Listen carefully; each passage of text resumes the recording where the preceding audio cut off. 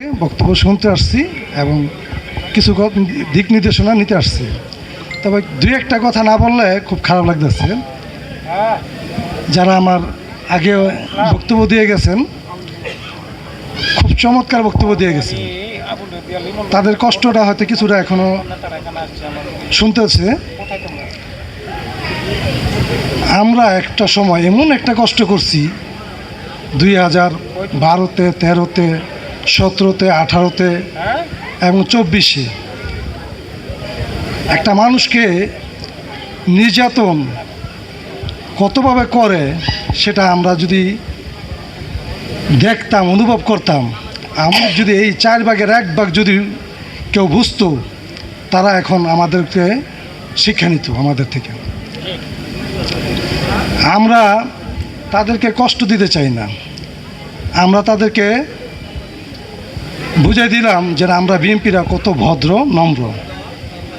তার মানে এখন কেউ যদি আবার আওয়ামী লীগকে এখানে যদি বুকে টেনে নেন, তারপরে আপনারা দলের টাকার কাছে বিক্রি হয়ে যান গা, এর চেয়ে কষ্ট আমাদের কিছু থাকবে না। অনেক সুন্দর সুন্দর কথা বলে গেছে রোবেলের বক্তব্যগুলো আমার কাছে খুব ভালো লাগছে।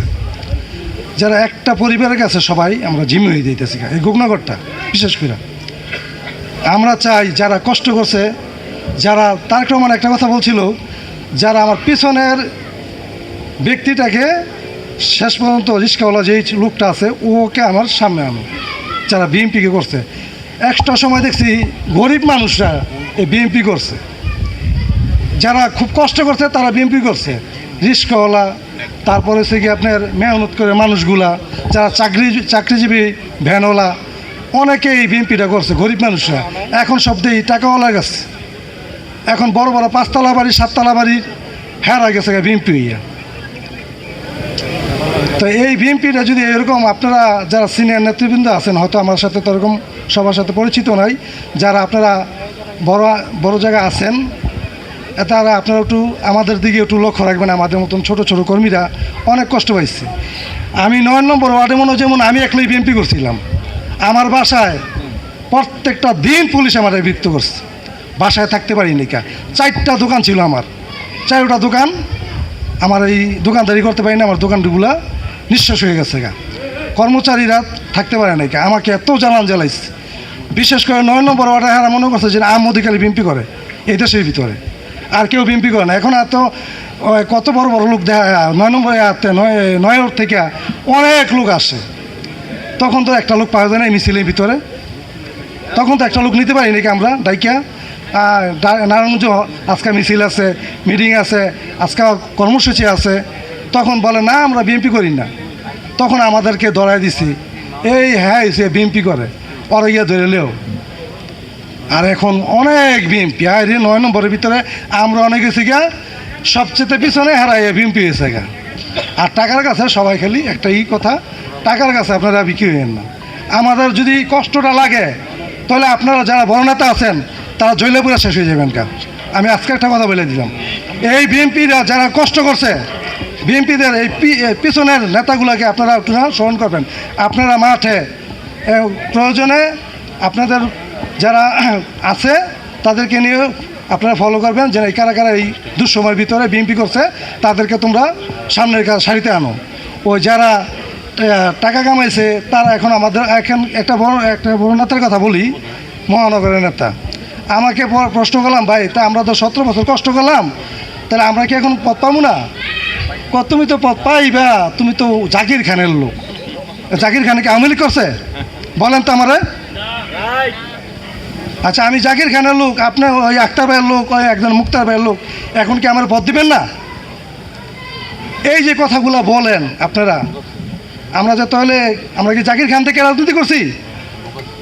আমরা তো তারেক রহমানের রাজনীতি করছি, আমরা তো শহীদ জিয়াউর রহমানের আদর্শকে রাজনীতি করছি, আমরা খালেদা জিয়ার রাজনীতি করছি। এখন আমাকে একটা উপাধি দেব, আমি আক্তার ভাইয়ের লোক, আমি মুক্তার ভাইয়ের লোক, আমি খান সাহেবের লোক, আমি ওই শাকত ভাইয়ের লোক, এইটা কোনটা ভাই? এই রাজনীতি আপনাদের থেকে শিখতেছি আমরা। তাহলে যারা যদি এক একজন মানুষের প্রিয় ব্যক্তিত্ব থাকতে পারে, আইডল থাকতে পারে, এখন তার কাছে যাওয়া কি আমার অপরাধ হয়েছে তাহলে আমি কি বিএনপি করলাম? কেন আমি করলাম? তাহলে আপনাদের কাছে অনুরোধ করলাম, অন্তত আমরা জানি না, হয়তো 5-এ বা 4-এ যাই হোক, আমরা তো কি ধানের শীষে ভোট দিব আপনাদের সবার কাছে। এবং এটা কয় নম্বর ওয়ার্ড? 5 নম্বর ওয়ার্ডের বাসীর কাছে আমি অনুরোধ, সামনে নির্বাচন আসতেছে, আপনারা অবশ্যই এই ধানের শীষকে এবং জিয়াউর রহমানের আদর্শকে মনে কইরা আপনারা সবাই ভোট দিবেন, এটা আপনাদের কাছে আমার অনুরোধ।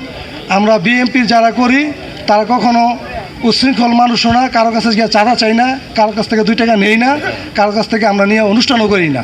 এই যে আজকে প্রোগ্রাম করছে হয়তো আমাদের নিজের কষ্টের টাকায়, পরিশ্রমের টাকায়। আমরা তো আওয়ামী লীগের মতো না যে আমরা নিয়ে কার থেকে চাঁদা তুলে গিয়ে আমরা অনুষ্ঠান করি। আমি এই পর্যন্ত 50 থেকে 60 লক্ষ টাকা আমি নিজেই আমি করছি, অনুষ্ঠানে ব্যয় করছি। আজকের দিনে আমাকে বলে যে তুমি জাকির খানের রাজনীতি করছো, তাহলে আমি কি জাকির খানের রাজনীতি করে আমার কি পথ হইব না? বিএনপির 52,000 নেতাদের কাছে গেলে আমাদেরকে এই কথা বলে, এইটা কোনটা রে ভাই? আপনাদের কাছে অনেকে হয়তো মনে কষ্ট দিছি, যদি আমার কথায় ভুলভ্রান্তি হয়ে থাকে মাফ করে দিবেন। আর আজকে আপনাদের কাছ থেকে আমাদের ফতুল্লা থানা সবার সাথে আমার পরিচিত নাই, আমরা সেজন্য আপনাদেরকে আমরা ওইভাবে চিনতে পারলাম, করতে পারি নাই, সম্মানিত করতে পারি নাকি, তার জন্য দুঃখিত, ক্ষমা চাইলাম। আসসালামু আলাইকুম রহমতুল্লাহ বারকাতুহু। আমার জান্দিয়া